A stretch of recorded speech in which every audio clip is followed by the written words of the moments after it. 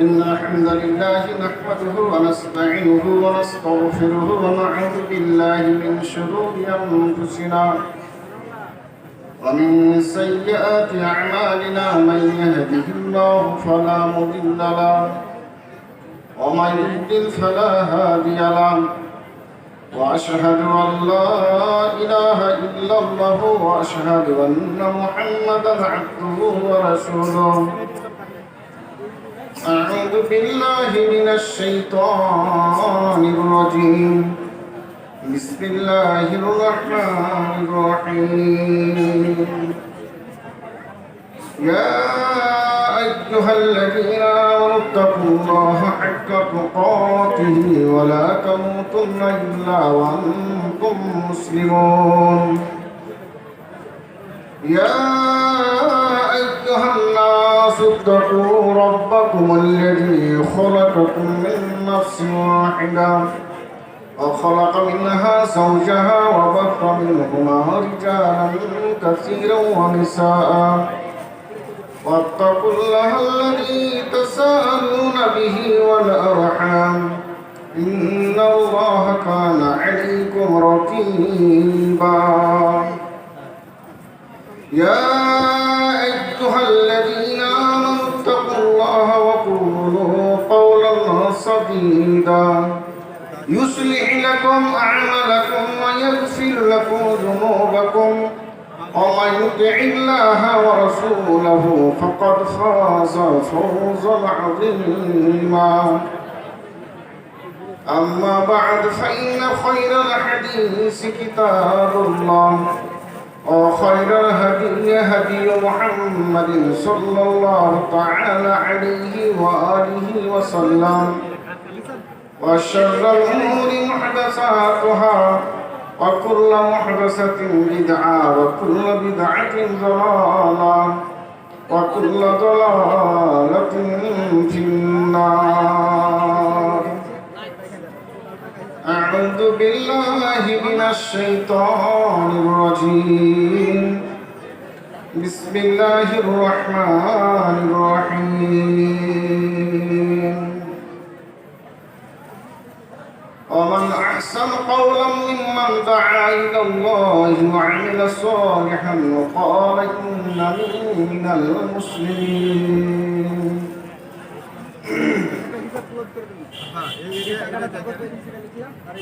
সনায়ক প্রভু মোর এই নিবেদন তোমাকে ডাকি আমি বাঁচি যতক্ষণ সনায়ক প্রভু মোর এই নিবেদন তোমাকে ডাকি আমি বাঁচি যতক্ষণ আকাশে তারাগুলি মিটি মিটি ভাসে জানি এরা তোমাকে অতি ভালোবাসে এদের মতো আমার করে দাও মন সনায়ক প্রভু এই নিবেদন তোমাকে ডাকি আমি বাঁচি যতক্ষণ প্রবাহিত নদী নালা কোলো কোলো তানে তোমাকে ডাকে তারা শুধু মনে প্রাণে আমিও ডাকি যেন তাদেরই মতন সনায়ক প্রভু এই নিবেদন তোমাকে ডাকি আমি বাঁচি যতক্ষণ নিশিরাতে থেকে থেকে কত পাখি ডাকে নিশিরাতে থেকে থেকে কত পাখি ডাকে দুঃখ কি বুঝে না তারা বড় সুখে থাকে সেই মত করে দাও আমার জীবন সনায়ক প্রভু এই নিবেদন তোমাকে ডাকি আমি বাঁচি যতক্ষণ শোনয় গো প্রভু মোর এই নিবেদন, তোমাকে ডাকি আমি বাঁচি যতক্ষণ। উপস্থিত পরম শ্রদ্ধেয় সুনামধন্য শ্রদ্ধাস্পদ সভাপতি সাহেব, ওলামায়ে কেরাম, আমার সম্মুখের বয়োজ্যেষ্ঠ বয়োকনিষ্ঠ শ্রদ্ধাভাজন স্নেহভাজন শ্রোতামণ্ডলী, পর্দার আড়ালের অবলা সরলা সুশিক্ষিতা স্নাসিসা মা বোনেরা, প্রশংসা আল্লাহ রাব্বুল আলামিনের, যার অশেষ দয়ায়, যার অশেষ কৃপায়, যার অশেষ অনুকম্পায় আমরা এই পবিত্র মাহফিলে উপস্থিতি দিতে পেরেছি। যেই মহান সত্তা আমাদেরকে এই জায়গায় আসার উদ্দীপনা দিয়েছেন, অনুপ্রেরণা জাগিয়েছেন, সেই মহান সত্তার যৎকিঞ্চিৎ প্রশংসার পর বিশ্বনবী জনাবে মুহাম্মদ রাসূলুল্লাহ সাল্লাল্লাহু তাআলা আলাইহি ওয়াসাল্লামের উপর শত কোটি শান্তির ধারা বর্ষিত হোক। সকলে বলুন আল্লাহুম্মা সাল্লি আলাইহি আল্লাহুম্মা আমিন। আমি আপনাদের সম্মুখে পবিত্র কালাম পাক হামিম সাজদা সূরা নাম্বার 41 আয়াত নাম্বার 33 ছোট্ট একটি আয়াত পড়েছি। এই আয়াতটাকে কেন্দ্র করে সামান্য কিছু আলোকপাত করব, আলোচনা করব। আমি আপনাদের সামনে যে কথাগুলো বলবো একটু কর্ণপাত করে শোনার চেষ্টা করবেন। আল্লাহ রাসূল সাল্লাল্লাহু আলাইহি সাল্লাম আমাদেরকে কিভাবে চলাফেরা, এক অপরের সঙ্গে কিভাবে সম্প্রীতি রাখতে হবে, একজন আরেকজনের সাথে কিভাবে সম্প্রীতি রেখে চলতে হবে, এদের মাধ্যম দিয়ে কথাবার্তা, চলাফেরা, আদান প্রদান, কৃষ্টি কালচার, সিভিল লাইফ প্রত্যেকটা এক অপরের সঙ্গে সম্প্রীতি রেখে চলতে হবে। আল্লাহ রাব্বুল আলামিন পবিত্র কালাম পাকের মধ্যে বলেছেন, ওমান আহসানু কাওলাম মিম্মান দাআ ইলাল্লাহ। প্রথমত শব্দটা আল্লাহ ব্যবহার করেন ওমান আহসানু কাওলাম। এমন কোন ব্যক্তি কথা বলার সবচেয়ে অতি উত্তম, এমন কোন কথা যে মানুষের মুখ থেকে বের হবে, মানুষের জন্য, এক অপরের জন্য, আল্লাহ রাব্বুল আলামিনের জন্য সবচেয়ে উত্তম কথা হবে। এটা তিন কোয়ালিটির কথা, ভালো করে শুনবেন। ওমান আহসানু মিম্মান ওমান আহসানু কাওলান, এমন উত্তম কথা কোন ব্যক্তির সবচেয়ে বেশি ভালো, কোন ব্যক্তির কথা সবচেয়ে অতি উত্তম উৎকৃষ্ট, এই কথাগুলা কাদের সবচেয়ে ভালো? আল্লাহর ভক্ত মিম্মান দাআ ইলাল্লাহ। এক নম্বর হচ্ছে যারা যেই কথার মাধ্যম দিয়ে আর অপরকে আল্লাহর দিকে ধাবিত করে। দাআ ইলাল্লাহ, যারা আল্লাহর দিকে মানুষকে ডাকে, মানুষকে আহ্বান করে, মানুষের কাছে গিয়ে বা দূরে থেকে বা ইশারা ইঙ্গিতে তাদের দিকে মানুষকে আপ্লুত করে, আকৃষ্ট করে, এইরকম যাদের আহ্বান, এইরকম যাদের ডাক, এই ডাকটা আল্লাহর কাছে সবচেয়ে অতি উত্তম ডাক। দুই নম্বর ওয়া আমিলা সালিহান, আর যারা দুই নম্বরে যারা পৃথিবীর মধ্যে সৎকর্মকারী হয়, যারা সৎকর্ম পরেও না হয়, যারা পৃথিবীর মধ্যে ভালো কর্ম করে, এই ব্যক্তিদের কর্ম, এই ব্যক্তিদের কথা আল্লাহর কাছে সবচেয়ে বেশি প্রিয়। তিন নম্বর হচ্ছে আর আল্লাহর দিকে ডাকে, ভালো কাজ করে, আর নিজে বলে ওয়াকালা ইন্নানি মিনাল মুসলিমিন, আর সে বলে আমি নির্ঘাত আল্লাহর একজন আজ্ঞাবাহী ব্যক্তি, আমি মুসলমান। এই কথাটা মানুষের সামনে স্বীকার করে, নির্জনে করে, স্বজনে করে, রাত্রে করে, দিনে করে, বিছানায় শুয়ে করে, গাড়িতে চলতে করে, পানির মধ্যে ডুব দিয়ে করে, সব সময় বলে ইন্নানি মিনাল মুসলিমিন, আমি আল্লাহর মুসলমান বান্দা। তাহলে এই তিনটি ডাক পৃথিবীর মধ্যে যারা যা একটা হচ্ছে ভালো কথার মাধ্যম দিয়ে, একটা হচ্ছে ভালো কর্মের মাধ্যম দিয়ে। সেই ব্যক্তি ভালো কাজ করছে, ভালো দিকে ডাকছে, আর নিজে বলছে যে আমি মুসলমান। এই কথাটা আল্লাহর কাছে সবচাইতে প্রিয় কথা। আবার আল্লাহ বলছেন, পরবর্তীতে আছেন, লা তাস্তাবি তাইয়্যিবাতু ওয়ালা সাইয়্যাতু। এরে পৃথিবীর মানুষ, তোমরা শুনে রাখো, ভালো মন্দ দুটো জিনিস সমপরিমাণ নয়। ভালো মানুষ এবং ভালো মানুষ এবং খারাপ মানুষ, ভালো জিনিস এবং খারাপ জিনিস, এই দুটো জিনিস এক নয়। অতএব ইদফা বিল্লাতি হিয়া আহসান। হে পৃথিবীর মানুষ, তোমরা যখন মানুষের কাছে যাবে, মানুষের কাছে কোনো কথা বলবে, এমন একটা কথার মাধ্যম দিয়ে ওই কথাটা তোমাদের মুখ থেকে বের হবে। আল্লাহ পাক রব্বুল বলছেন, আহসানের সবচেয়ে উত্তম কথা, ওই কথা দিয়ে মানুষকে আহ্বান করো, ওই কথা দিয়ে মানুষকে ডাকো, ওই কথার প্রতি মানুষকে ডাকো, ওই কথার মাধ্যম দিয়ে মানুষকে ভালো পথের দিকে আহ্বান করো।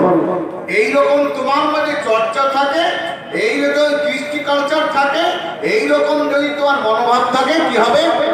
ফাইদাল্লাযী বাইনাকা ওয়া বাইনাহু আদাওয়াতুন, তোমার মধ্যে এবং ওই ব্যক্তিদের মধ্যে, তোমার বন্ধু হোক, প্রতিবেশী হোক, দেশস্থ কোনো মানুষ হোক, দূরবর্তী কোনো মানুষ হোক, ছেলে হোক বা মেয়ে হোক, যারা দেশের কোনো অতিথি হোক, তাদের মধ্যে তোমার মধ্যে যে একটা বিভ্রাট সৃষ্টি হয়েছিল, তোমার আপসের মধ্যে দুশ্মনী তৈরি হয়েছিল, তোমাদের মধ্যে রাগারাগি তৈরি হয়েছিল, আল্লাহ বলছেন কান্নাহু ওয়ালিয়ুন হামিম। তাহলে তোমরা জেনে রাখো, ওই দূরবর্তী ব্যক্তি তোমার সঙ্গে যার রাগারাগি ছিল, তোমার সঙ্গে যার দুশ্মনী ছিল, তোমার সঙ্গে যার পার্থক্য ছিল, ওই ব্যক্তি তোমার কৃষ্টি কালচার দেখে, তোমার তাহজিব তামাদ্দুন দেখে, তোমার চালচলন দেখে, তোমার ভাষা দেখে, ওই ব্যক্তি তোমার জন্য একজন নিকটের বন্ধু হয়ে যাবে। ওয়ালিয়ুন হামিম, এমন একজন নিকটের বন্ধু হয়ে যাবে, তোমার নিজের সহচর মতো হয়ে যাবে, নিজের নিকটের আত্মীয়র মতো হয়ে যাবে।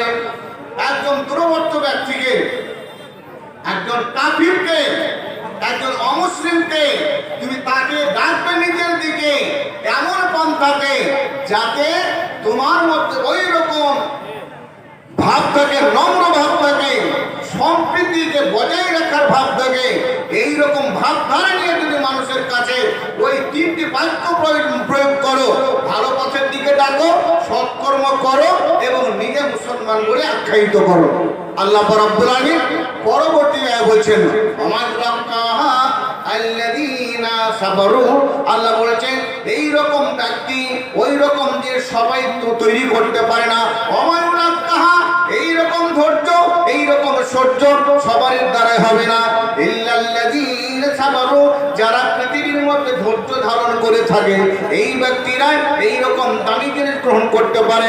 আবার আল্লাহ বলেছেন, অমায়ুলাক্কাহা ইল্লা যু হাজ্জির আযীম। আল্লাহ বলেছেন, এ পৃথিবীর মানুষ শুনে রাখো, এই রকম চর্চা, এই রকম মনোভাব, এই রকম সম্প্রীতি, এই রকম বন্ধুত্ব সবাই তৈরি করতে পারে না। আর যারা তৈরি করে নাই, তাদের জন্য সৌভাগ্য, যু হাজ্জির আযীম, তারা বড় জায়গার অধিকারী হয়ে গেল। যু হাজ্জির আযীম এর অর্থ হচ্ছে সেই ব্যক্তি জান্নাতের অধিকার হয়ে গেল, সবচাইতে বড় জিনিস পেয়ে গেল, বড় জিনিসের অধিকারী হয়ে গেল, বড় জায়গার অধিকারী হয়ে গেল। তার মানে নিশ্চিতভাবে নির্ঘাত ওই ব্যক্তি জান্নাতে যাওয়ার রাস্তা তৈরি করে নিল। নবী মুহাম্মদ সাল্লাল্লাহু আলাইহি ওয়াসাল্লাম এই হাদিসের মাধ্যম দিয়ে, এই আয়াতের মাধ্যম দিয়ে, এই আয়াতকে সামনে রেখে নবী মুহাম্মদ সাল্লাল্লাহু আলাইহি ওয়াসাল্লামের একটা বিশুদ্ধ হাদিস বর্ণনা করছে। হাদিসটা খুব বড়, হাদিসটা খুব বড় এবং হাদিসের মধ্যে এমন শব্দ আছে, এমন মাধুর্য আছে, এমন অলংকার আছে, এমন ভাষা আছে, বিশ্বনবী মানুষকে কিভাবে ইমানের দিকে আপ্লুত করেছেন, ভালো কর্মের দিকে আপ্লুত করেছেন। তার ভাষায়, তার কর্মে মানুষ করে তিক্ততা বোধ মনে করেননি, বিরক্ত করেননি, মনে বিরক্ত আনেননি। সদা সর্বদাই নবীর কথাই তারা আকৃষ্ট হয়ে, আপ্লুত হয়ে তার দিনের দিকে ধাবিত হয়েছে। বিশ্বনবীর প্রিয় সাহাবী আবু উমামা আল-বাহিলি রাদিয়াল্লাহু তাআলা আনহু তিনি হাদিসটা বর্ণনা করছেন। তিনি বিশ্বনবীর কাছ থেকে 286টি হাদিস বর্ণনা করেছেন। বিশ্বনবীর কাছ থেকে 286টি হাদিস বর্ণনা করেছেন। তার মধ্যে এটা একটা অন্যতম হাদিস। হাদিসটা আছে মুসনাদে আহমদ, ইমাম আহমদ বিন হাম্বলের একটা বড় ভলিউমের বই লেখা আছে। কয়েক খণ্ডে 10 লক্ষ হাদিসকে তিনি এই বইয়ের মধ্যে লিখেছেন কাটছাট করে। সেইটাকে আল্লামা নাসিরউদ্দিন আলবানী সহিহে মুসনাদে আহমদ সঠিকভাবে হাদিসটাকে তিনি বর্ণনা করেছেন। সেই সহিহ মুসনাদের 501 নম্বর হাদিস। আল্লামা আলবানীর কয়েক খণ্ডের সিলসিলাতুল হাদিস সহিহা এই হাদিসের বইয়ের প্রথম খণ্ডের 712 নম্বর হাদিস। বিশ্বনবী জনাবে মুহাম্মদ রাসূলুল্লাহ সাল্লাল্লাহু আলাইহি ওয়াসাল্লাম বলেছেন, ওয়ান উমান আবি উমামা আল-বাহিলি রাদিয়াল্লাহু তাআলা আনহু قال ان فتى شابا اتى النبي صلى الله عليه وسلم فقال اذن لي بالزنا। বিশ্বনবী একটা জায়গায় বসে আছে, এমন সময় একজন নওজোয়ান শুধুমাত্র তার মনের মধ্যে কামরূপ জেগে উঠেছে। মানুষের শরীরের মধ্যে প্রত্যেকটা ছেলে মেয়ে সকলের মধ্যে 6টা রিপু আছে। 6টা রিপুর মধ্যে একটা রিপুর নাম হচ্ছে কাম। ছেলেরা মেয়েদেরকে দেখলে উত্তেজিত হয়, মেয়েরা ছেলেদেরকে দেখলে উত্তেজিত হয়। এই রিপুটাকে বলে কাম রিপু। নিজের মনের ভাবধারাকে বিকশিত করে তোলে, অন্তরটা পরিস্ফুটিত হয়ে যায় তাকে পাওয়ার জন্য। এই রকম একজন নওজোয়ান যুবক বিশ্বনবী বসে আছেন। অনেক সাহাবারা, আবু বকর আছেন, উমর আছেন, বিখ্যাত দিকপাল পণ্ডিত সাহাবারা সেই মাহফিলে বসে আছেন। হঠাৎ ওই জওয়ান ইন্না ফাতান শাবান আতান নবী সাল্লাল্লাহু আলাইহি ওয়াসাল্লাম আল্লাহর রাসূলের কাছে নওজোয়ান যুবক তার মনের মধ্যে সেই কামরূপ জেগে উঠেছে। মানে মনের মধ্যে এত শক্তি জেগেছে, কত গুণাত্মার একটা সুন্দরী মেয়ে, যে কোনো একটা মেয়ের প্রয়োজন হবে। সঙ্গে সঙ্গে সেই মনকে কন্ট্রোল না করতে পেরে, ওই কামরিপুটাকে কন্ট্রোল না করতে পেরে, তাকে দমন না করতে পেরে বিশ্বনবী বলছে, ইয়া রাসূলুল্লাহ ইদান লি বিসনা। বিশ্বনবী গো, আপনার কাছে অনুমতি চাইছি, আপনি আমাকে ব্যভিচার করার অনুমতি দেন। আমি ব্যভিচার করব। রাস্তায় সুন্দরী মেয়ে যাচ্ছে, অমুক জায়গায় সুন্দরী মেয়ে বসে আছে, আমি একটা মন পছন্দ মতো, যেমন ফ্রান্সে স্কুল কলেজ আছে, একটা সেই কলেজে মেয়েদেরকে যখন উচ্চ মাধ্যমিকে ভর্তি করবে, বাপকে যেতে হয়, নিজে গিয়ে খাতায় সই করতে হয় যে আপনার মেয়েকে এই জায়গাতে সই করতে হলে এদেরকে প্রেম বিনিময় করতে হবে। ক্লাস করাচ্ছে, হঠাৎ একটা ছেলে বলেছে, শিক্ষককে বলেছে আমাকে এই মেয়েটা দরকার, একটু পাঠিয়ে দেন 8 ঘন্টা মতো। শিক্ষক বাই প্রেসার ওই মেয়েটা বলে যে আমাকে ডাকছে, তুমি যাও না। সে কি বলছে শুনেছো? এইভাবে যেই জায়গায় শিক্ষা দেওয়া হয়, এই রকম শিক্ষা দেওয়া হয়, তাদেরকে কুপ্রথা থেকে তাদেরকে রক্ষা করা হয় না, কুপ্রবৃত্তি তাদের মধ্যে উদ্দীপনা দেওয়া হয়। বিশ্বনবীর কাছে এইরকম একজন যে বলছে ই জানলি বিশ্বনা, বিশ্বনবী আপনার কাছে অনুমতি চাইছি, আপনি আমাকে ব্যভিচার করার অনুমতি দেন। আমি ধৈর্য ধারণ করতে পারছি না। বিশ্বনবী কেমন মানুষ দেখুন, আমাদের মতো মানুষ হলে লাঠি হিসাবে পিটাই করতাম, ধুলাই করতাম, সবাই মিলে ধরে নিয়ে গিয়ে পানিতে ডুবাতাম। বিশ্বনবীর মধ্যে কেমন কথা, কেমন চালচলন ছিল দেখুন। শুধুমাত্র পৃথিবীর মধ্যে এমন একজন নবী, সামান্য কয়েকটি বছরে তিনি সারা পৃথিবীর মধ্যে মানুষকে ঈমানের দিকে আহ্বান করেছেন। বিশ্বনবী এই কথা যেমন নবীর সামনে ওই ব্যক্তি যেমন বলেছেন, সঙ্গে সঙ্গে আকবালাল কাওম আলাইহি, সমস্ত অন্যান্য সাহাবারা তার দিকে লাফিয়ে পড়েছে মারবো বলে, তাকে এমন ভাবে ধমক দিচ্ছে, এমন ভাবে রাগান্বিত হয়েছে, মনে হচ্ছে তাদের সমস্ত চোখ মুখ তাদের মূর্তির মতো লাল মূর্তি হয়ে গেছে। শুধু তাই নয়, ওয়াকালু মাহ মাহ, তাদের মুখ থেকে একটা শব্দ বের হচ্ছে মাহ মাহ। এটা আরবের প্রচলিত ভাষা, যেমন আমরা বলি চুপ কর, এই কথাটার সংক্ষিপ্ত কথা মা, মিম ছোট হা মা, মা মানে উস্কুট। এ হতো ভাই কি বলছো তার সামনে, তার সামনে তুমি কোন বাক্য প্রয়োগ করছো? বিশ্বনবীর কাছে তুমি ব্যভিচারের অনুমতি চাইছো, আর যেটা ব্যভিচার করা হারাম সেই পথে যেতে মানা করছে, সেই দিকে তাকাতে নিষেধকে লা তাকরাবু জিনা, জিনা তো দূরের কথা, তার নিকটবর্তী যেও না, এই কথা বলছে তুমি জোরা, তুমি অনুমতি চাইছো। বিশ্বনবী বললেন থামো থামো, তোমরা লেখো না, তোমরা ধৈর্য ধারণ করো, এই ব্যক্তি যা বলছে তাকে বলতে দাও, মনের মধ্যে কি উদ্দীপনা জেগেছে আরো জায়গাকে দাও।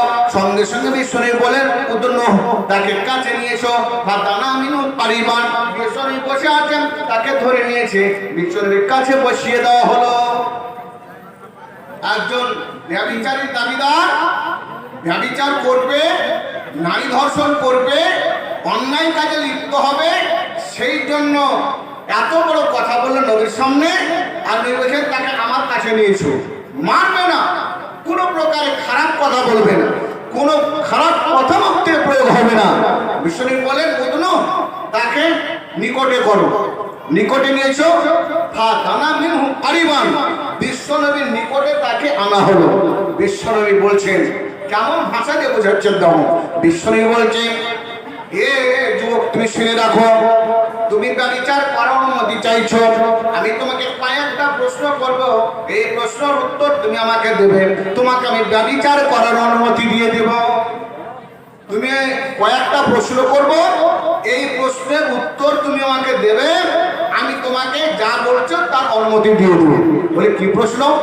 বিষ্ণু বলছেন আতুহিব্বুহু লিউম্মিকা, এ যুবক শুনে রাখো, আই তরদা আইয়াজনিয়া উম্মাকা, এ হতভাগা পুরুষ শুনে রাখো, এ যুবক তুমি শুনে রাখো, তুমি কি সন্তুষ্ট হবে তোমার মার সঙ্গে যদি কেউ ব্যভিচার করে, তোমার মার সঙ্গে যদি কেউ জেনা করে, তুমি কি পছন্দ করবে?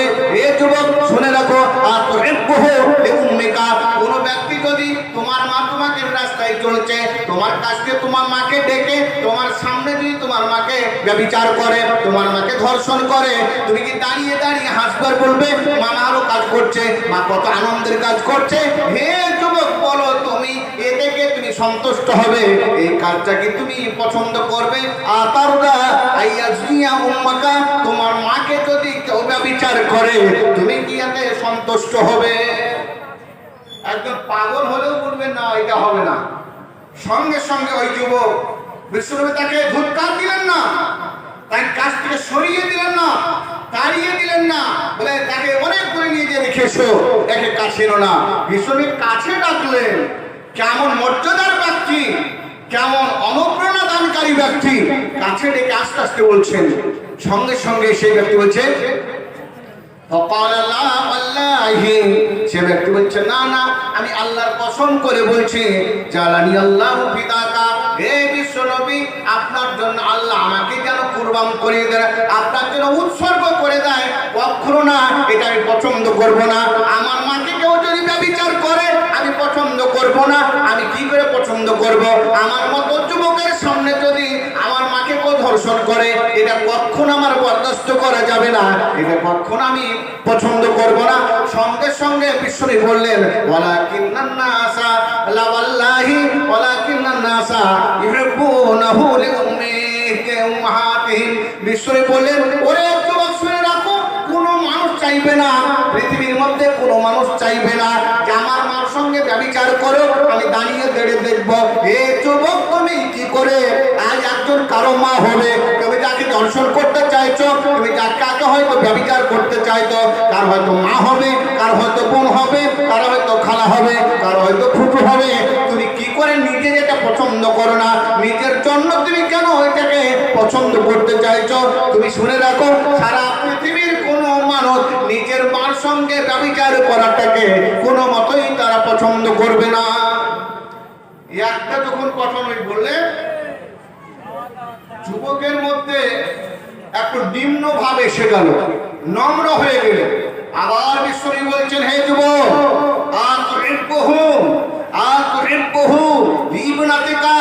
হে যুবক তুমি রাস্তায় বছর বড়, তোমার বোনটাকে যদি কেউ জোরে করে ধরে নিয়ে গিয়ে তোমার সামনে যদি তাকে ধর্ষণ করে, তুমি কি তাকে পছন্দ করবে? আমার বোনকে ধর্ষণ করছে করো, আমি আনন্দ করব, ফুর্তি করব, এটা কি তুমি পছন্দ করবে? সঙ্গে সঙ্গে যুবক বলছে, লা ওয়াল্লাহি, আমি আল্লাহর কসম করে বলছি এটা আমার কখনো পছন্দ হবে না, এটা আমি কখনো মানব না। জানানি আল্লাহু ফিদাকা, আমি আমার সমস্ত অঙ্গ প্রত্যঙ্গ বিশ্বনবী আল্লাহর পথে উৎসর্গ করে দিলাম, আপনার জন্য আমি উৎসর্গিত হয়ে গেলাম, এটাই পছন্দ করব না। বিশ্বনবী বললেন, ওয়ালা নাসু ইউহিব্বুনা লিবনাতিহিম, বিশ্বনবী বললেন, হে যুবক তুমি শুনে রাখো, এমন কোন পৃথিবীর মধ্যে ব্যক্তি নাই যে তার মেয়ের সঙ্গে কেউ ধর্ষণ করবে, মেয়ের সঙ্গে ব্যভিচার করবে আর আব্বা তাকে টুকটুক করে তাকিয়ে দেখবে, কোনো কথা প্রয়োগ করবে না। এটা কোনো মানুষের সঙ্গে এটা কখনো করা যাবে না, কোনো মানুষের দ্বারা সম্ভব নয়। এই যুবক যে মেয়েটাকে তুমি ধর্ষণ করার ইচ্ছা করেছ, ওই মেয়েটা কার মেয়ে হবে, ওই মেয়েটা কার বোন হবে, ওই মেয়েটার কার খালা হবে, ওই মেয়েটা কার ফুপু হবে, ওই মেয়েটা কার মা হবে। অতএব তোমার দ্বারা এইরকম ধর্ষণের কথা মুখে উচ্চারণ করা কখনো তোমার উপযুক্ত নয়, কখনো তোমার দ্বারা বৈধ নয়। তুমি এই কথা মুখ থেকে উচ্চারণ করলা কেন? আবার বিশ্বনবী দ্বিতীয় নম্বর বলছেন, হে যুবক, আতুহিব্বুহু লিআখওয়াতিকা, হে যুবক তুমি শুনে রাখো, তুমি কি মনে করছো যে তোমার বোনের সঙ্গে কেউ ধর্ষণ করো, তোমার বোনকে কেউ ধর্ষণ করো, তোমার বোনের সঙ্গে কেউ ব্যভিচার করো, এটা কি তুমি পছন্দ করবে?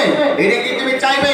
সেই যুবক সঙ্গে সঙ্গে বলছে, লা ওয়াল্লাহি, আল্লাহর সামনে আল্লাহর কসম করে বলছে কখনো এটা করতে পারবো না। জালানি আল্লাহু ফিদাকা, আল্লাহ রাব্বুল আলামিন আপনার জন্য আমাকে যেন আল্লাহর পথে উৎসর্গ করে দেয়, আমি জান দিতে প্রাণ দিতে রেডি আছি, কিন্তু এটা কখনো চাইবো না যে আমি আমার নিজের বোনকে কেউ ধর্ষণ করবে, এটাই মানতে পারবো না। সঙ্গে সঙ্গে বিশ্বনবী বললেন, এ যুবক তুমি শুনে রাখো, তুমি যেটা পছন্দ করো না, তোমার বোনকে ধর্ষণ করতে পছন্দ করো না, তোমার বোনের সঙ্গে ব্যভিচার করতে পছন্দ করো না, তুমি যেই মেয়েটির সঙ্গে তুমি ব্যভিচার করবে বলছো, আমার কাছে অনুমতি চাইছো, সেটা তো কারো বোন হবে, কারো খালা হবে, কারো বিটি হবে, কারো মেয়ে হবে, কারো ফুপু হবে, এইরকম মেয়েকে তুমি ধর্ষণ করতে চাইছো, তোমার মনের মধ্যে কিভাবে এই কথা বললো? সঙ্গে সঙ্গে সেই ব্যক্তি বলল, আমি এটা কখনো চাইছি না, এখানে কখনো চাইবো না, আর কোনো মানুষ এটা চাইবে না। আবার বিশ্বনবী বললেন, এ যুবক তুমি শুনে রাখো, আতুহিব্বুহু লিআম্মাতিকা, এ যুবক তুমি শুনে রাখো, তুমি কি তোমার ফুপুর সঙ্গে যদি কেউ ব্যভিচার করে, তুমি কি দাঁড়িয়ে দাঁড়িয়ে দেখবে এটি কি তোমার পছন্দ হবে? আমার ফুপু আমার সঙ্গে রাস্তায় যাচ্ছে, আমার কাছে জোর করে যুবক ধরে নিয়ে গিয়ে রাস্তার ধারে ধর্ষণ করছে, আমি দাঁড়িয়ে দাঁড়িয়ে দেখবো এটি কি তোমার পছন্দ হবে?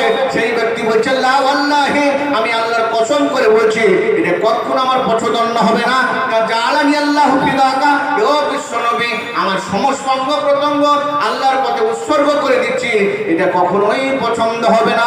বিশ্বনবী বলেন, ওয়ালা নাসু, পৃথিবীর এমন কোন মানুষ নাই ইউহিব্বুনাহু লিআম্মাতিহিম, তারা তাদের নিজের ফুপুর সাথে কাউকে ব্যভিচার করাবে, পৃথিবীর এমন কোন মানুষ নয় এটা পছন্দ করবে। তুমি কি করে এটা কাজটা তুমি বলতে পারলে?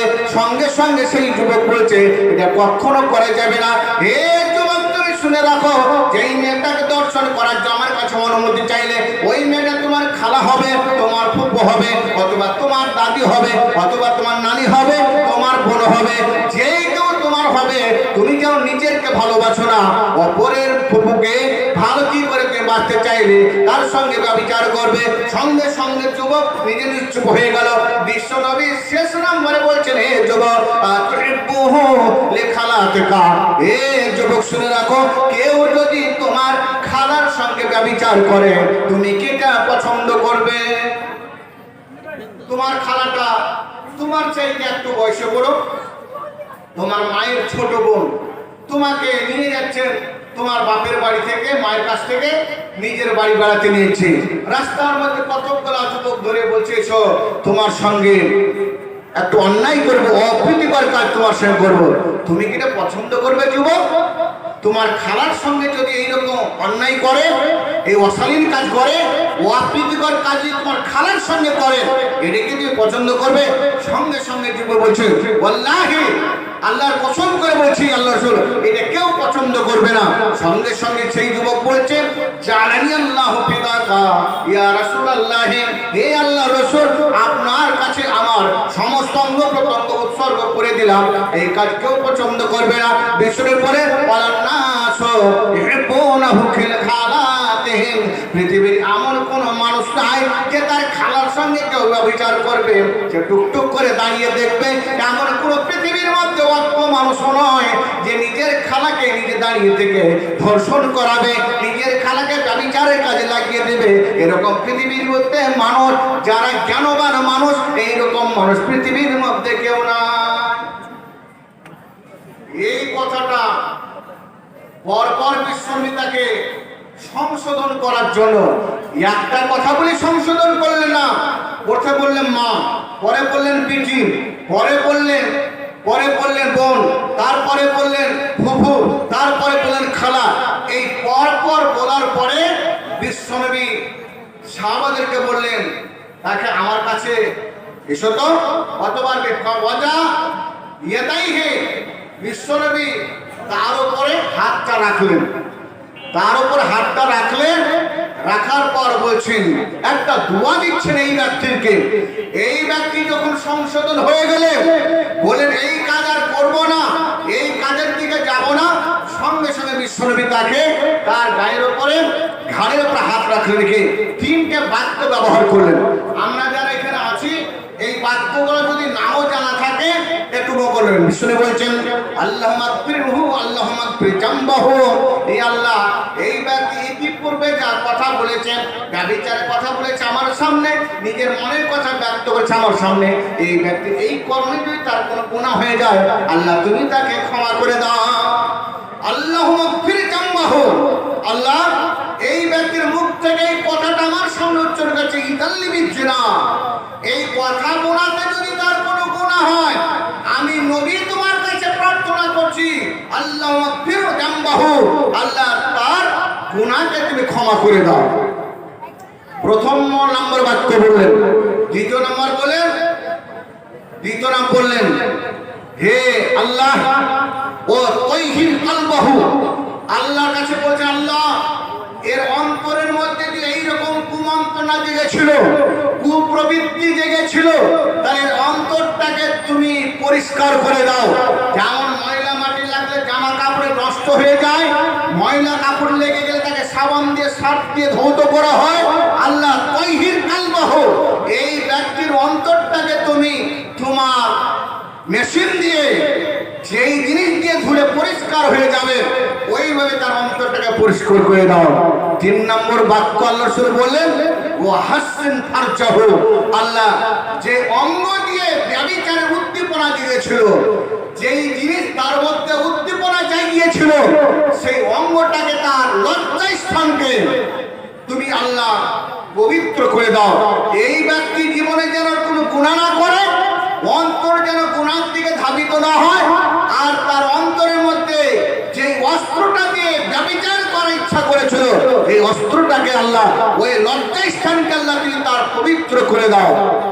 যেমন এই দোয়া করলেন সাহাবারা বলছেন, আবু উমামা তাহিরি পীর বলছেন বিশ্বনবী এই দোয়া করার পরে বলছেন লাম ইয়াকুন বাদ যালিকাল ফাতা, ওই জওয়ান ওই যুবক তার দ্বারায় যতদিন জীবনে বেঁচে ছিল ওই যুবক লাইয়ালতাফাতু ইলাইহি মিন শাইইন, তার নিজের চোখ দুটো কোন নারীর দিকে একবার ঘুরে তাকায়নি, কোন মহিলার দিকে ঘুরে তাকায়নি। বিশ্বনবীর কাছ থেকে যে শিক্ষা পেয়ে গেল, যে ভালো শিক্ষা পেয়ে গেল, তার দ্বারা নিজে সংশোধন হয়ে গেল, নিজের অন্তরটাকে পরিষ্কার করে নিল, অঙ্গ প্রত্যঙ্গে পরিষ্কার করে নিল, নিজে পৃথিবীর মধ্যে একজন সাচ্চা দিনদার তৈরি হয়ে গেল। আল্লাহ বলেছে হে পৃথিবীর মানুষ, তোমরা যদি এইরকম ভাবে মানুষকে ডাকো নিশ্চিত ভাবে মানুষেরা যারা তোমার দুশমন ছিল, তোমার যারা পৃথিবীর মধ্যে শত্রু ছিল, আমার নিকটের বন্ধ হয়ে যাবে। ওই সাহাবী শেষ পর্যন্ত নবীর কাছে আত্মসমর্পণ করে একজন দিনদার সাহাবীতে পরিণত হয়ে গেল। লাঠি মারলে মানুষ সংশোধন হয়, ভালো কথার মাধ্যম দিয়ে, অনুপ্রেরণার মাধ্যম দিয়ে, সম্প্রীতির মাধ্যম দিয়ে মানুষ সঠিক পথে ধাবিত হয়। বিশ্বনবীর চর্চা, বিশ্বনবীর কথা, ভালো পথের দিকে মানুষকে ডাকতে হবে। আল্লাহ তাই বলেন, ওমান আহসানু কাওলাম মিম্মান দাআ ইলাল্লাহ ওয়া আমিলা সালিহান ওয়া ক্বালা ইন্নানী মিনাল মুসলিমিন। যারা এই তিনটা বাক্য বলবে, যে ভালো পথের দিকে ডাকবে, আর নিজে ভালো কাজ করবে, ভালো কাজ করার জন্য বলবে, আর নিজে মুসলমান বলে দাবি করবে, এই তিন প্রকারের কর্মকারের কাজ হচ্ছে সবচাইতে পৃথিবীর মধ্যে আল্লাহর কাছে উত্তম, আর প্রতিদান কিয়ামতের দিনে যথারীতি ভাবে পাবে। মুসলমান সমাজ আমরা পৃথিবীর মধ্যে যদি সত্যিকারী আল্লাহওয়ালা ব্যক্তি হতে চায়, আল্লাহর নেক বান্দা হতে চায়, কিয়ামতের দিনে আল্লাহর সেই সবচাইতে সম্মানীয় জায়গা, উৎকৃষ্ট জায়গা যদি আমরা অংশগ্রহণ করতে চাই, তাহলে পৃথিবীর মধ্যে নবীর বিধানকে, নবীর কথাগুলোকে, নবীর কৃষ্টি কালচারকে পৃথিবীর মধ্যে মানতে হবে এবং বাস্তবায়ন করে দেখাতে হবে। এটাই ছিল নবীর ডাক, এটাই ছিল নবীর আহ্বান। অতএব আমরা যারা পৃথিবীর মধ্যে মুসলমান বলে দাবি করি, আমাদের দ্বারাই যদি কোনো মানুষ সামান্য কিছু ক্ষতিগ্রস্ত হয়, তাকে আমরা অনুপ্রাণিত করব ভালো পথে আসার জন্য, অনুপ্রাণিত করে তাকে ভালো পথের দিকে ডাকবো। এটাই হচ্ছে আল্লাহর বিধান। তাকে তুচ্ছ বলে কাছ থেকে সরিয়ে দেব না, নিম্নমানের বলে তাকে কাছ থেকে সরিয়ে দেব না, গরিব বলে তাকে কোনো আশ্রয় দেব না, নিঃস্ব বলে তার সঙ্গে সম্প্রীতি রাখবো না। এটা মুসলমানের কাজ নয়। এক অপরের সঙ্গে সম্প্রীতি বজায় রেখে চলতে হবে। এটাই হচ্ছে বিশ্বনবীর কাজ। বিশ্বনবী জনাবে মুহাম্মদ রাসূলুল্লাহ সাল্লাল্লাহু আলাইহি ওয়াসাল্লামের সবচাইতে বড় দুশমন যে ব্যক্তি, যার নাম হচ্ছে আবু সুফিয়ান, যার নেতৃত্বে উহুদের যুদ্ধে 70 জন সাহাবী শহীদ হয়েছিলেন। 70 জন সাহাবী যার নেতৃত্বে শহীদ হয়েছিলেন। বিশ্বনবী 13 বছর থাকলে মক্কায় সে মুসলমান হয়নি। মক্কাতে হিজরত করে মদিনায় গিয়ে 10 বছর থাকলেন। 8ম হিজরিতে বিশ্বনবীর চাইতে 10 বছর বড় হচ্ছে আবু সুফিয়ান। বিশ্বনবীর চাইতে 10 বছরের বড় হচ্ছে আবু সুফিয়ান। বিশ্বের সবচাইতে বড় শত্রু সে। সেই ব্যক্তি তিনি ইসলাম ধর্ম গ্রহণ করছেন 8 হিজরিতে। বিশ্বনবীর সঙ্গে 8 হিজরিতে ইসলাম ধর্ম গ্রহণ করছে। ইসলাম ধর্ম যখন গ্রহণ করলেন, বিশ্বনবী বলেন, যেই ব্যক্তি আবু সুফিয়ানের বাড়িতে প্রবেশ করবে সেই ব্যক্তি নিরাপদে থাকবে। তার কোনো ভয় নাই, অর্থের দিক দিয়ে ভয় নাই, শারীরিক দিয়ে ভয় নাই, মানসিক দিক থেকে ভয় নাই, পারিপার্শ্বিক কোনো দিক থেকে ভয় নাই। সেই ব্যক্তির বাড়ি এত নিরাপদ, এত সংরক্ষণ বাড়ি, সেই বাড়িতে সেই নিরাপদ থাকবে। বিশ্বনবী চলে গেলেন দুনিয়া থেকে। তিনি মারা যাচ্ছেন 31 হিজরিতে। 31 হিজরিতে মারা যাচ্ছে আবু সুফিয়ান। ফালাম্মা হাজারা মাউতুহু, তার যখন মৃত্যুর দিন ঘনিয়ে গেল, মৃত্যুর সময় যখন এসে গেল, তার সমস্ত ছেলে মেয়েদেরকে সবাই যখন পাশে বসে কাঁদছে, শয্যাশায়ী হয়েছে সবাই তখন তার কাছে দাঁড়িয়ে আছে। ছেলে কাঁদছে, মেয়ে কাঁদছে, স্ত্রীর কাছে বসে কাঁদছে, আত্মীয় সবাই কাঁদছে। আর আবু সুফিয়ান থাকবে না। কেউ বলছে আমার স্বামী থাকবে না, কেউ বলছে আমার আব্বা থাকবে না, কেউ বলছে আমার ছেলে থাকবে না। এইভাবে কাছে বসে কাঁদছে। আবু সুফিয়ান টুকটুক করে তাকে বলছে, লা তাবকু আলাইয়া, ওরে আমার বংশের লোকেরা, তোমরা আমার প্রতি, আমার জন্য কেঁদো না, আমার জন্য কেঁদো না। আমি কেমন যাচ্ছি দুনিয়া থেকে, আমি কেমন হয়ে যাচ্ছি দুনিয়া থেকে, আমি কেমন হয়ে যাচ্ছি তুমি কি তোমরা জানো? আমি যখন ইসলাম ধর্ম গ্রহণ করি কত পাপ করেছি। আমি যখন ইসলাম ধর্ম গ্রহণ করি কত পাপ করেছি।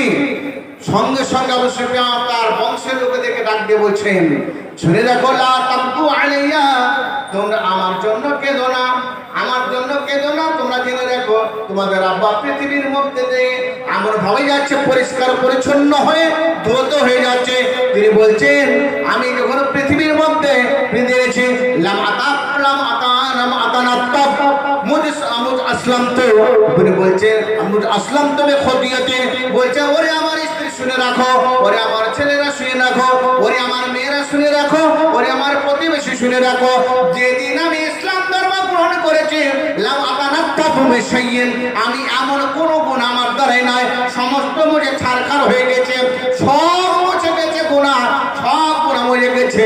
এখন আমি পবিত্র হয়ে আমি দুনিয়ার মধ্যে গেছি, এত সুন্দর হয়ে যাচ্ছে, আমার শরীরের মধ্যে কিঞ্চিত পরিমাণ গুনার স্পট পড়ে নাই। অতএব আমি যাওয়ার সঙ্গে সঙ্গে জান্নাতের মধ্যে কবর আমার খাবার পৌঁছে দেওয়া হবে, জান্নাতের বিছানায় কবর দেওয়া হবে, আমার জান্নাতের সমস্ত জিনিস আমার সামনে পরিস্ফুটিত করা হবে। আমার জন্য তোমরা চিন্তা করো না। যেই ব্যক্তি বেঈমান পৃথিবীর মধ্যে নবীর ক্ষতি করেছে, নবীর সঙ্গে যুদ্ধ করে উহুদের যুদ্ধে 70 জন সাহাবীকে হত্যা করার, শহীদ করার যার অনুপ্রেরণা ছিল, সেই ব্যক্তি বলছেন আমার মরার সময়তে আমার শরীরে একটু কিঞ্চিত পরিমাণ গুনার স্পট নাই, দাগ নাই, গুনার লেশ বলতে কিছু নাই, আমি মলে পারি জান্নাতে চলে যাব। এটা কার হিদায়াত কার ছিল? বিশ্বনবী তাকে ইসলাম ধর্মের গ্রহণের সময় বললেন না তুমি আমার কাছে আসবে না, আমার 70 জন সাহাবীকে শহীদ করেছো, তোমার দিকে ঘুরে তাকাবো না, তুমি আমার কাছে আসবে না। তিনি কত নম্র হৃদয়ের মানুষ, তিনি কত নরম হৃদয়ের মানুষ, তিনি তাকে বুকে টেনে নিলেন, যে তওবা করেছে, অনুশোচনা করেছে, প্রত্যাবর্তিত হয়েছে, তাই কাছে ডেকে তিনি জান্নাতি তৈরি করে দেন। মৃত্যুর সময় তিনি জান্নাতি নিজে ঘোষণা করে যাচ্ছেন। ভাইরা বন্ধুরা আমার, আমরা যখন পৃথিবী থেকে যাব, আমাদের কর্ম যেন ওই রকম স্বচ্ছ হয় যে আমি দুনিয়া থেকে যাব, আমার শরীরে যেন কোনো স্পট না থাকে, পাপের কোনো গুনার লেশ পর্যন্ত না থাকে। এই রকম মনের মধ্যে চিন্তা নিয়ে যতদিন বেঁচে থাকবেন জীবনে, আমরা কেউ জানি না আমি কতদিন বাঁচবো। এখন বসে আছেন, এই অ্যাক্সিডেন্টের মধ্যে দাঁড়ার আগে আপনি মারা যেতে পারেন। অতএব এই সময়টুকু আপনার সামনে 1 সেকেন্ড 1 মিনিট আসবে, তার পূর্বে আপনি স্বচ্ছ হয়ে যান, পবিত্র হয়ে যান, পুরো পবিত্র হয়ে যতক্ষণ জীবনে বাঁচবেন আমি স্বচ্ছ হয়ে মুসলমান হয়ে বাঁচবো, এই মনের মধ্যে আশা করবেন, নিশ্চিত আপনি জুহাদিন আজিমে আপনি বড় নেকির অধিকার লাভ করবেন। এটাই আল্লাহ বলেন আমাইয়াক্কাহা ইল্লা জুহাদিন আজিম। যেই ব্যক্তি পৃথিবীর মধ্যে অনেক বিপদের মধ্যে থাকতে পারে, কিন্তু এই বিপদকে প্রতিহত করতে পারে শুধু একটা জিনিস দিয়ে, সেটা হচ্ছে জান্নাত। জান্নাত পাওয়ার আশাতে বড় বড় গুনাহকে সে প্রতিহত করে দেয়, বড় বড় পাপ থেকে নিচে ধৈর্য ধারণ করে দিনের যে জীবনকে ধৈর্যের পথে এনে পাপ থেকে বেঁচে দিতে পারে। আসুন ভাইরা বন্ধুরা আমার, আমরা মুসলমান, আমরা অনেকে মুসলমান মনে দাবি করি, কিন্তু আমাদের মধ্যে অনেক কৃষ্টি কালচার, অনেক তাহজিব তামাদ্দুন আমাদের মধ্যে অমুসলিমদের মতো ব্যবহার করে থাকি। আমরা সেই রকম ব্যবহার থেকে আমরা নিজে প্রত্যাবর্তন করে আমরা বিশ্বনবীর ওই সাহাবীর মতো একজন ব্যভিচারীর আসামি, সেই ব্যক্তির জন্য বিশ্বনবী দোয়া করলেন, সেই ব্যক্তি পৃথিবীর মধ্যে একজন স্বচ্ছ ব্যক্তি হয়ে গেলেন। যেই ব্যক্তি পৃথিবীর মধ্যে গুনাহ করেছেন, সেই গুনাহগার ব্যক্তি পর্যন্ত জান্নাতের সংবাদ পেয়ে ব্যক্তিগত নিজেই তার পরিবারের সামনে ঘোষণা করছেন, আমি মরে যাচ্ছি, মরার পূর্বে বলে যাচ্ছি আমার শরীরের মধ্যে কিঞ্চিত পরিমাণ গুনাহ নাই, যার জন্য তোমরা কান্না করবে। কেন কান্না করবে তোমরা? ভাইরা বন্ধুরা আমার, তাই আপনাদের কাছে অনুরোধ, আমরা এই বাস্তব জীবনে যতটুকু কর্ম করব, স্বচ্ছ কর্ম করব, যেই কর্ম আল্লাহর কাছে গ্রহণযোগ্য করব, যেই কর্ম আল্লাহর কাছে সবচাইতে প্রিয় করব, ওই কর্মটুকু করব। এই কর্মের বিনিময়ে আল্লাহ কিয়ামতের দিনে আমাকে সবচাইতে সুনজরে রাখবেন, পৃথিবীতেও রাখবেন, কবরে গিয়েও রাখবেন, মৃত্যুর কালেও রাখবেন, কিয়ামতে যখন কবর থেকে উত্থিত হলো সেই দিন রাখবেন। আমাদেরকে সন্তুষ্টের সহিত আমরা সন্তোষ ভাজন হয়ে জান্নাতের মধ্যে প্রবেশ করে যাব। আল্লাহ বলেছেন সূরাতুল ফজরে শেষ আয়াতে বলছেন ইয়া আইয়াতুহান নাফসুল মুতমাইন্না ইরজিই ইলা রাব্বিকা রাদিয়াতাম মারদিয়া ফাদখুলি ফি ইবাদি ওয়াদখুলি জান্নাতি। হে প্রশান্ত আত্মা, তুমি তোমার প্রতিপালকের দিকে সন্তুষ্ট হয়ে সন্তোষ ভাজন হয়ে ফিরে যাও, অতঃপর তুমি আমার বান্দার মধ্যে প্রবেশ করো। আমার বান্দার মধ্যে প্রবেশ করে এমন বান্দা, যেই বান্দা আল্লাহর সন্তোষ ভাজন বান্দা, তবেই তুমি আমার জান্নাতে প্রবেশ করো।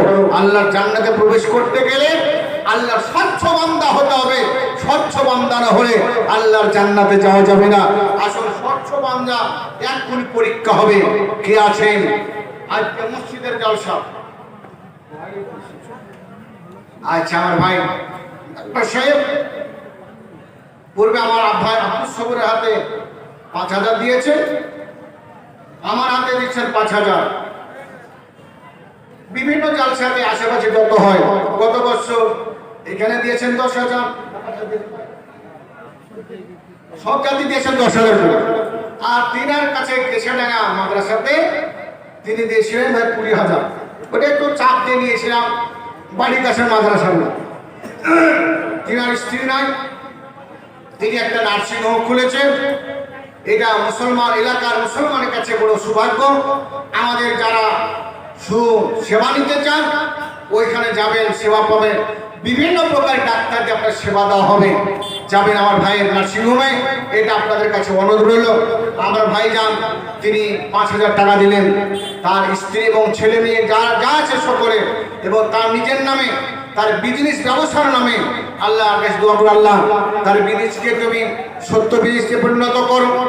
আমার ভাইজানকে ইমানদার তৈরি করো, মনের মধ্যে অনুপ্রেরণা দাও, মনের মধ্যে সেই প্রতিভা দাও, যেই প্রতিভার মাধ্যম দিয়ে মানুষকে নিজের দিকে আকৃষ্ট করতে পারে, যেই প্রতিভা আল্লাহ পছন্দ করেন, যেই প্রতিভা আল্লাহ সবচাইতে নিকটের মনে করে, ওই রকম প্রতিভা ভাইয়ের মধ্যে দাও। আমার ভাবি কেমন চলেছেন, আল্লাহ তাকে জান্নাতের পোশাক পরিয়ে দাও, জান্নাতের লেবাস কবরে তার দাও, জান্নাতের খাবার কবরে পৌঁছে দাও, কবরটাকে তুমি আলোকিত তৈরি করে দাও। বিষ্ণু বলেছে নাম কেন মাতিল আরশ, হে জান্নাতে তুমি কবরে শুয়ে থাকো, যেমন তুমি নতুন বিয়ে করে স্ত্রীকে যেমন শুয়ে আছো শুয়ে দাও। আমার ভাবি যেন ঘুমিয়ে থাকবে, কিয়ামতের দিন উঠে যাও, আমার ভাইয়ের সঙ্গে সাক্ষাৎ হয়। আল্লাহু আমিন, আল্লাহু আমিন।